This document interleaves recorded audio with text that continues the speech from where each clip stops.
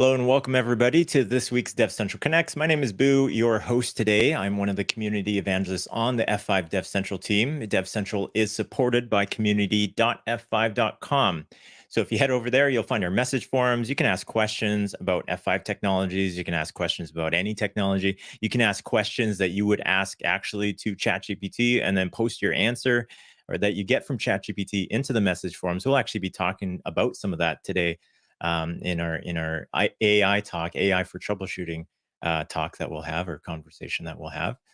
You can also head over to community.f5.com to check out what events are happening as well. So there's a number of F5 user groups that are spinning up again. We've got a whole bunch of them that are in person that you can attend. There's been ones in Texas. I think that was last week. I should have actually just pulled it up right now. But, off the top of my head, there's one in Las Vegas doing some Top Golf. So interesting ways to connect with the community, share your experiences, learn some new things, and meet some new people. Would love to, speaking of meeting new people, would love to hear from you. If you're watching right now, this is live, so you can leave some comments in the chat. Would love to know where you're watching from or listening from right now. We've got Aubrey here pulling his comment up. Hola, comunidad. All right. Hello to Aubrey. And we've got Jose here. Hello, Jose. Good to see you. Who else do we got here? Scott, always lovely to hear from Scott over in Victoria, BC. I'm in Canada. So if for folks who don't know that, I'm in Vancouver, Canada. So just a little boat ride away from Scott. Who else do we got here in the chat? We got Daniel Wolf. Daniel, we are going to be talking about your recent thread on community.f5.com, actually, your ChatGPT thread. So hang tight for that. And here we go. Yeah. My name is Wolf. I solve problems with the help of ChatGPT. We're going to definitely talk about that. And we've got Ahmed from Egypt, actually. Hello, Ahmed. Thanks for joining us today. So we are going to be talking about AI today. We're going to be talking about how that applies to troubleshooting, but we could talk about AI in general too. If you have any scenarios where you've used AI to help you in your everyday job as a technologist, would love to hear from you. Just drop that kind of stuff in the chat, or you can start a thread on community.f5.com as well, and we can chat about it on there. But my two guests that I have on today, Shea and Kyle, from a company called RunWhen that they've started up. So they have great backgrounds all across the board in terms of helping customers thrive when it comes to technologies, whether that's from providing a product itself or providing services to get that technology up and running. So I'm really looking forward to chatting with them. So I'm just going to take a short 5-second break here, and I'll be back with Kyle and Shea.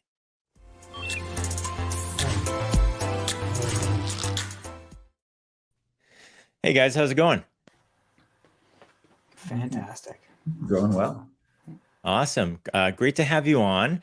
For the folks who haven't met you before, Shea, I think we've actually chatted on live stream maybe once or twice at this point, but maybe I'll go around the squares here. Kyle, if you want to introduce yourself. Sure. My name is Kyle Forster. I'm founder of RunWhen. Before RunWhen, I headed up one of the two product management teams for Kubernetes at Google. Before that, I was founder of a company called Big Switch, one of the early companies in software-defined networking. Yeah, that's awesome. We have a lot of NetOps folks in our audience, so I'm sure they'll all be familiar with Big Switch. So awesome to have you on. Thanks for joining me. Shea, can you introduce yourself? Sure. So my name is Shea Stewart. I've been working with Kyle for the last couple of years on the RunWhen sort of idea product. Before that, I had built a company called Arctic in Canada. They were like a DevOps consultancy is what we ended up sort of getting put into, but doing a lot of Kubernetes and OpenShift related platform deployments. And that's actually where Kyle and I met, because Kyle was working at Google. We were doing a number of Google and Anthos related deployments.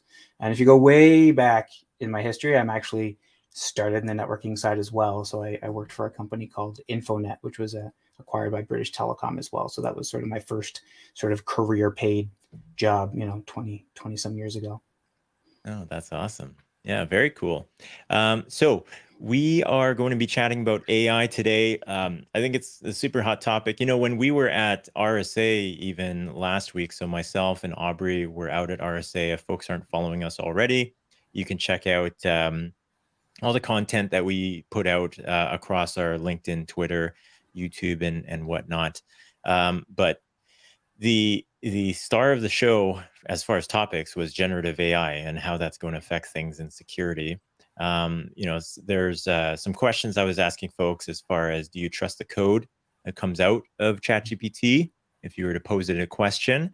And one of the examples that I bring up is actually, so Daniel Wolf here, who's in the audience right now, he posted a thread on community.f5.com where he actually posed 10 scenarios to ChatGPT, asked it to create iRules. For folks who aren't familiar with F5, we have our platform called Big IP. We have a couple platforms actually at this point, but our main platform, Big IP, have a data plane scripting language called iRules. You can solve interesting problems with it. He posed 10 questions to it, or 10 scenarios to it. And ChatGPT got through the first 5 or so. And then when it got through 6 through 10, it started getting a little bit squirrely as far as what it was coming up with. And, it started making up some commands that don't necessarily exist. However, it was pretty interesting how it came to those conclusions. And so there's, it's interesting to see whether we can trust ChatGPT or not. So when it comes to maybe troubleshooting, I don't know what your guys' perspective is. Is that something that, we can rely on, or, what's your guys' experience so far? Actually, I'll leave it a little bit more open-ended for that. Shay, do you want to Yeah, sure. I think we may take Kyle and I will probably come at this from very different points of view. I would say, from my own experience, I'm going to put on a certain persona for you to sort of show you kind of where I am in this product world. I'm an infrastructure engineer. That's kind of my, senior infrastructure engineer, junior developer. That would be how I would equate my sort of skill set when I'm dealing with what you think of as traditional development or software development languages. And so I guess to your question of, do I trust it? That's broad. I don't trust anything without looking at it or testing it, right? That's why we have test platforms. That's why we have CI/CD pipelines. I have used it, and I do use it daily as a pair programmer. It helps me get started, but I also use it for generating READMEs, and I help it to explain things. Actually, I've actually found that incredibly, incredibly helpful to take a snippet of code that I don't understand and just give me a quick synopsis so that I can follow it a little faster without tracing it. I find that to be useful, but it's kind of like we're saying today. I solve problems, as Dan Wolf said. I solve problems with the help of ChatGPT. Like 6 months ago, I still solve problems with the help of Google, and I did that really well for 20 years, right? Yeah. I feel like there's a human context that still needs to be applied to the problem.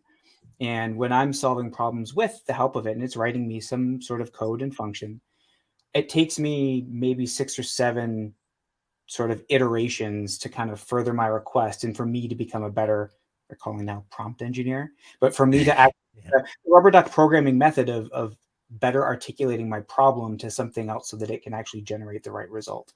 But I've had fairly reasonable success the more time I spent with it. I was frustrated early on and kind of laughed at it. I think my ego was getting in the way. I'm like, you don't know what this is. Come on. But it's also learning a lot faster, I think, than we would have anticipated. It seems to be getting better, right? So all of the feedback that it's getting seems to improve its responses. And I'm fairly impressed with what it's able to generate based off of my desire. But I'm using it to serve a human's outcome for troubleshooting tasks so that other people don't have to use it in the same way I am. So it's kind of a means to an end. If that makes any sense, it's not the end. It's just a means to the end. But, with my own code testing, it's been fairly useful, and it's definitely positively affected my output for things I didn't need to spend time sort of finessing, if that makes sense. But that's from my day-to-day. I'm trying to write code that other people can use.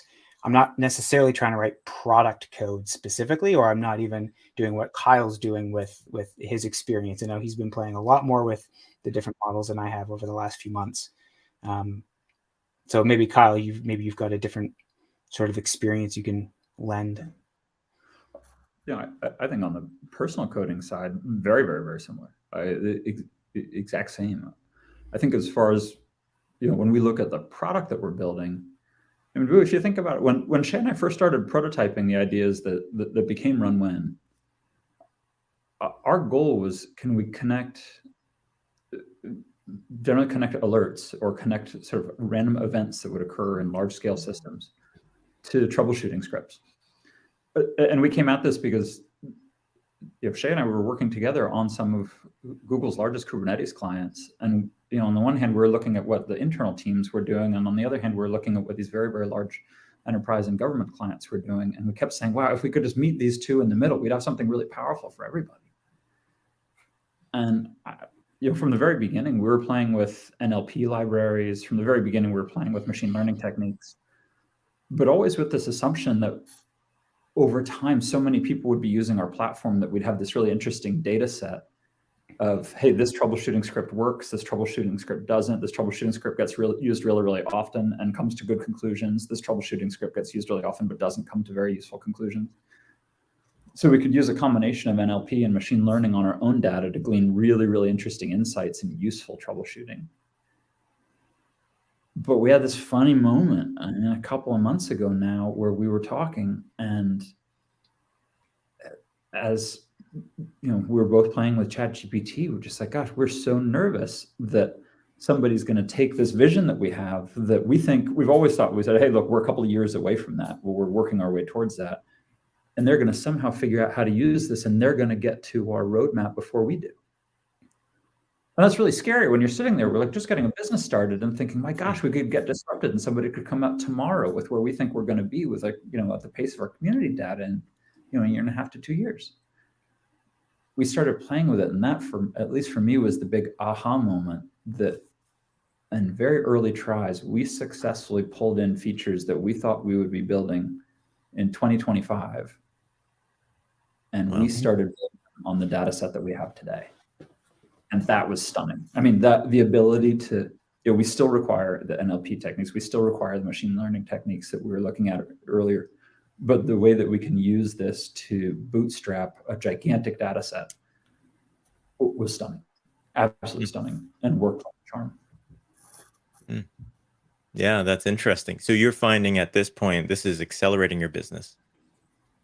I would say we are right now doing the user interface of this sprint for features that I thought we would be building in mid to late 2025. And we are doing that in May. Wow. That's cool. And then, yeah, go ahead, Shea. Sorry, I wanted to, I kind of want to add to that a little bit though, that it's not like it's writing the product for us. So that's not exactly how we're using it. And our product isn't hinged on it, right? I think that's one important thing that Kyle and I often talk about is, you can't be at the volatility of where this is going right now, because a lot of things are going to show up and a lot of things are going to go away very quickly. The platform that we built started in the SRE space, but needed to get closer to the developer or closer to the platform engineer before it delivered all the rest of the benefits. And I think what it's added is the combination of the data and the context that we have about people's environments added in with generative AI allows you to filter and provide recommended results. And so it's not writing code in this way and building features. What it's actually doing is getting you to faster resolution time because of that level of sort of filtering and sort of the language context that we can feed in information that we already have, alerts or names or objects within certain sort of distance to each other. It can help make recommendations. And then I think, the way we're looking at it is it's your pair troubleshooter. If you've got, your digital assistant, I think Kyle's calling it right now. And it's like you're troubleshooting something with somebody else, but it's coming up with suggested commands.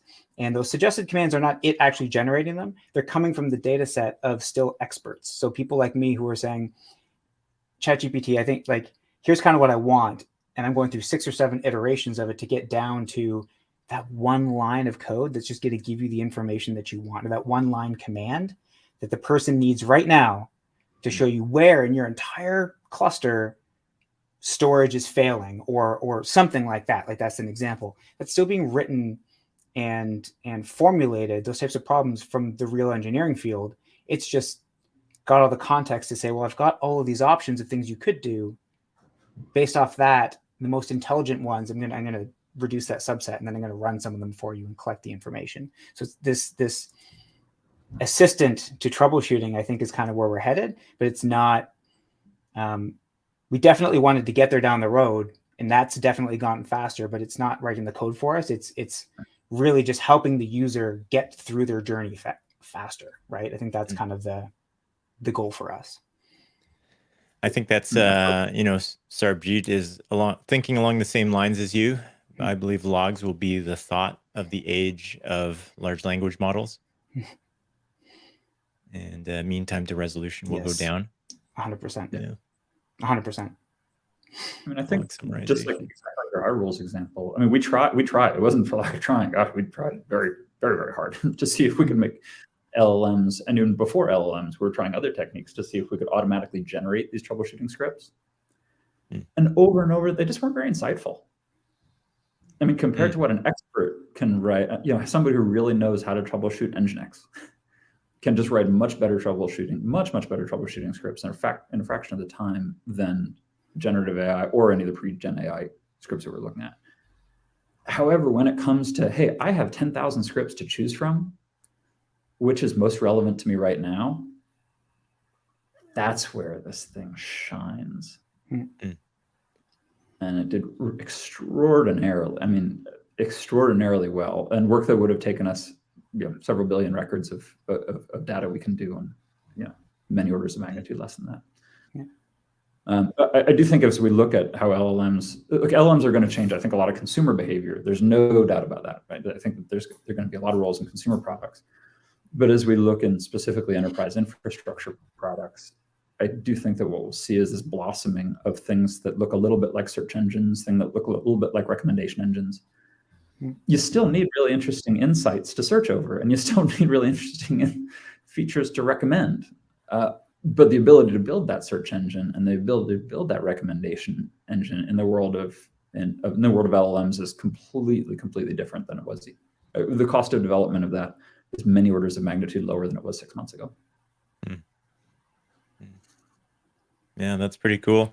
I would say, let's see, actually, let's just double check. We have one more here. LLMs are best at contextual proximity, and troubleshooting is all about finding related events. Guess so. Fact. That's kind of, that's our belief is that there can be a community of generated scripts with the context of, Run1 builds a map of all of your infrastructure and has context about where things are in proximity to each other, how they're related to each other, or alerts or types of other events that may be firing off. The better I've gotten with ChatGPT specifically is the better prompt that I give it. And so the more data that we can feed with the right type of context that Run1's got about the issue going on, the better the response, the better the filter. And then we still need the human at the end to sort of, make the call. At some point in the future, we'll go to fully automated remediation. And I'm not saying that's a product thing, that's a comfort thing. But for today, it's about getting to a faster time to repair and a faster time to identify. That faster time to identify, I think, is also as important as faster time to repair, because it's kind of the first step in the journey. And if you have 4 or 5 or 10 alerts firing off, just identifying where the root cause is or where the problem is, I think that context and using the LLM to help surface that is going to be really, really key. Yeah. And maybe we can, and this might get into you guys telling us a little bit more about Run1, but personally, I don't run Kubernetes like in my own huge Kubernetes infrastructure or anything. I have my little lab with my Intel NUC and whatnot, and I have it connected to F5 distributed cloud. So when I'm going through and I'm troubleshooting, I'm looking in all these different spots, and I'm trying to figure out in my head, how do these logs fit together? Like, this is telling me this, and then this is telling me this, and then my container isn't coming up or whatnot. And so I can't imagine myself getting into a huge environment where I have pods all over the place, clusters all over the place, and trying to make sense of all of this stuff. And you guys probably saw maybe some of this in real world scenarios with bigger environments as well, and saw a need to fix it. I mean, that's where we work the closest. I mean, Shea was constantly parachuting into these gigantic infrastructures of thousands of microservices, and then the system just wasn't staying up, and and my product ultimately was kind of like on the hook right behind me. I think that this entire idea of finding related things and finding proximity. I know Subject used the term with respect to Ellen rather than troubleshooting, but figuring out where you are in the system and what options you have near where you currently are in the system and what's going wrong near where you are in the system, and then trying to decide, okay, are any of the options that I have at this particular place in the system relevant to solving this problem, or do I need to change my location to some other part of the system, or do I need to change my location to some other part of the system again? We saw that not only in the process of individuals troubleshooting, like real, like super experts, like Shea and the entire team that he was leading that could span huge amounts, but we also saw that in the context of, with a lot of clients, hey, maybe my set of services are the problem, but maybe it's actually one of my dependencies on some other team that's actually the root cause. And what we saw over and over again was these troubleshooting pathways that traverse many parts of the system, but also many parts of the organization. And with distributed teams, you get some team like kind of come to the end of their troubleshooting session and say, hey, I'm blocked because this other team doesn't get into the office for another 5 hours. Hey, I'm troubleshooting. Oh, and I'm blocked again. And since I can't troubleshoot any of their stuff, I'm just sitting there waiting for them to wake up. And I might as well just take a snow day. And you don't even need to get very large. By the time you hit sort of 20 or 30 microservices and even 7 or 8 people across a couple of different time zones, these problems really show up very heavily. So I think part of the Run One concept was also, hey, how can we help? Hey, I know my part of the system, and my part of the system is not doing what I expect. I may have some external expertise outside of the Run One system to troubleshoot this thing, or the Run One system, or digital system can really help me troubleshoot my own. Good. But even better is, hey, I'm dependent on some other part of the system that may or may not be the problem. And that team doesn't wake up and get in the office for another couple of hours. So can I do something that they've approved, that they're okay with, and make a ton of troubleshooting progress before they're even in? And when they are in, maybe I found the root cause was their system. Maybe they weren't even relevant. Maybe it's some other service completely unexpected that turns out to be 4 hours behind me, and I only have 30 minutes before they all leave the office. So that's where I think the systems for us get really, really, really interesting. Can you troubleshoot not only your own part of these large scale systems, but can you troubleshoot your colleagues' parts of the system when they're not around? And then when they are around, if you need extra help, can you come to them with a really beautiful troubleshooting report that just shows, hey, here are all the things that I tried, here are all the things that I think it might be, here are the things that I can prove it wasn't, without really knowing, I don't need to know my colleagues' systems in amazing depth to be able to be really, really efficient there. And I think if we can unlock that, then we've unlocked a really beautiful thing for teamwork. Because the sheer number of times we saw, even in medium-sized build-outs, teams just say, hey, my stuff is down, not for the day. The platform's not reliable, right? That's been a big, the platform's not working. The platform's not working. It's like, well, is that the root cause? And I think that's, if you give those tools to everybody and the same visualization with safety, and they don't have to know your commands, and they can come back with that troubleshooting report, they can do their own validation. I think that's incredibly powerful. And then really suss out the root cause. I mean, GitHub had some issues this morning. And, when you're trying to look way up the stack, that's the time when it's time for me to go take the dog for a walk. Right. And that's largely because we're a GitOps driven organization. So it's like no change that I can make. If I can't commit, I can't test in one of my environments. But that radically changes whether or not I'm starting to troubleshoot my own components or not. Just by having that visualization or having that notice, that level of cross-system introspection, I think is incredibly powerful. It also helps people learn about the system. And I think that's a side benefit. It's just training new people, right? If we think about onboarding a sort of a support team, right? I've seen this in a lot of organizations where you still have the platform team, but then you still have what they would largely call a traditional operations team, who really the whole team wasn't consulted in the design and implementation of this other thing. That were really just kind of handed this thing to support afterwards. And I'm sure, Boo, you and I have seen it. I know Kyle's seen it, where if they're on the 24/7 support call, they're basically just looking up a phone list in the middle of the night because they don't have the context of the system. They don't have access to the tools. They don't have the training. And onboarding new people to that team, it's really hard in Kubernetes environments. I mean, the reality is all Kubernetes did, and I love it. I've loved working in it for many, many years, but it just allowed us to deploy many more complex things a lot faster without actually having the operational sort of guardrails that we probably would have required to deploy something. Like that's just, we just deploy everything faster. Things break faster when you deploy them faster. That's just the bottom line of it.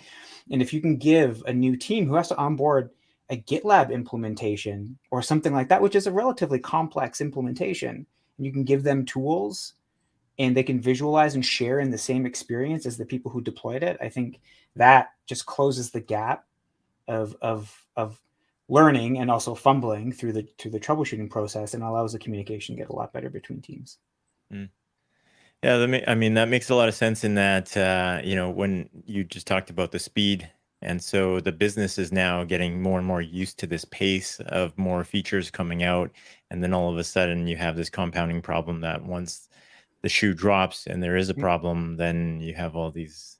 I remember being on pager duty earlier on in my career. And it was very much like I just had emails down.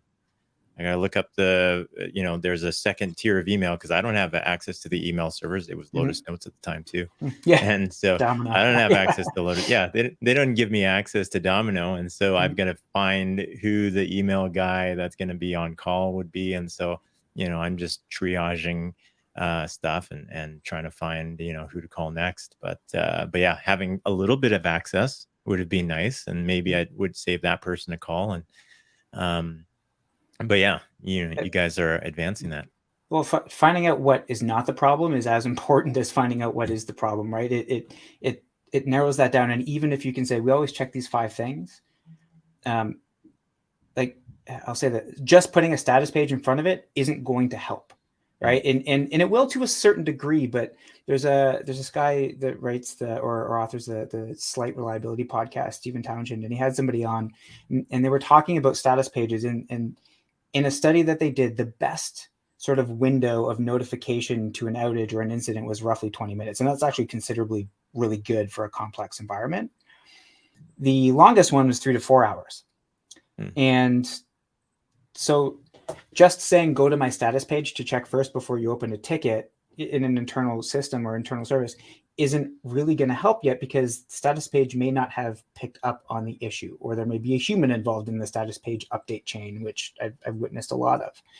But if you give them 5 or 6 scripts in a safe way that they can run, view the output, and share that output with somebody else, then you can both learn about that system, but you can also just negate that from your troubleshooting flow and start to focus on other areas. Yeah, totally. Makes a lot of sense. We're running up on time here. I would love to be able to direct people to where they can find out a little bit more about the Runwhen platform, though. Like the little bit that you showed me, really visual, and it helped people, map out where they need to look for stuff. So, where would you send people? So if you go to runwhen.com or docs.runwhen.com, you'll find links to some of our YouTube channels and documentation. I will also say, There is currently some visualization rewrite going on at this moment in time. So in about 3 to 4 weeks, the videos may start to look a little different, but not entirely different, just slightly different. And we're also releasing some tooling very shortly for the local developer that never really needs to connect with the Run One environment. This is, again, all about just having like ready to copy and paste Kubernetes commands that are used for troubleshooting your environment at your fingertips. And we're excited to release that and get feedback from the community about whether it's helpful, how to improve it. It's just a container that you run, and it's from the safety of your laptop. So that's all going to be coming out within the next couple of weeks. runone.com or docs.runone.com, and there are YouTube links and GitHub repo links and all sorts of goodness there. You can look at all the scripts we're writing. Oh, fantastic. Kyle, Very any cool. other resources you'd throw out there? I think that's about all of them. I think those are the two to start. And then we have those both linked to some samples that we have for both that we've written and that increasingly some of our community members are writing for, hey, I'm an expert in open source project X. Here are the 10 things that I do to troubleshoot it. And when I'm troubleshooting these, here's what I expect. But runone.com is a perfect place to start. I think Shea, yes, docs.runone.com is a second place to start. And then both of those link to our community samples.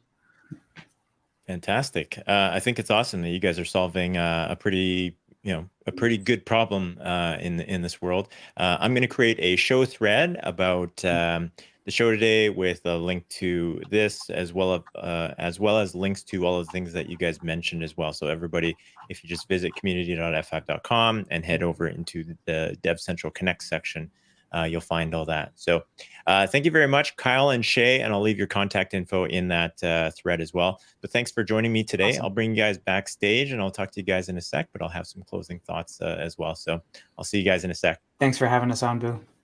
Thank you. Alrighty, love talking to those guys. Again, I'm going to have a show thread with all of that info on there. I'm going to remind folks as well, if you might be watching us live from YouTube, LinkedIn, Facebook, or Twitter right now. If you haven't hit subscribe already, please do hit like if you can. Leave a comment if you'd like to as well. Also, you might be finding us via audio podcast, and if you haven't already, just know that we're on Apple, Google, and Spotify podcasts. Hit subscribe on those. Leave us a 5-star review if you can. Would love to see some of those as well. It definitely helps us out. And then one more thing. Next week, make sure you're subscribed to the DevCentral YouTube. Next week, I'll actually be in Toronto. I didn't mention this to Shea because Shea is actually out in Ontario, but I'll actually be in Toronto for Cube Huddle, smaller Kubernetes event out there. So I'll be out there with my camera, creating some content. A bunch of F5ers will be out there. So that should be a fun time. So thank you everybody for watching us today, and we will see you on the next one. Bye for now. Well, thanks for checking out that video. If you have any questions, leave a comment down below. While you're down there, hit the like button and subscribe if you haven't already. You might want to check out one of these videos over here. And if you haven't already, go check out community.f5.com. This is where all the DevCentral Connects hosts hang out, as well as the rest of the community. It's free to sign up, and we'll see you there.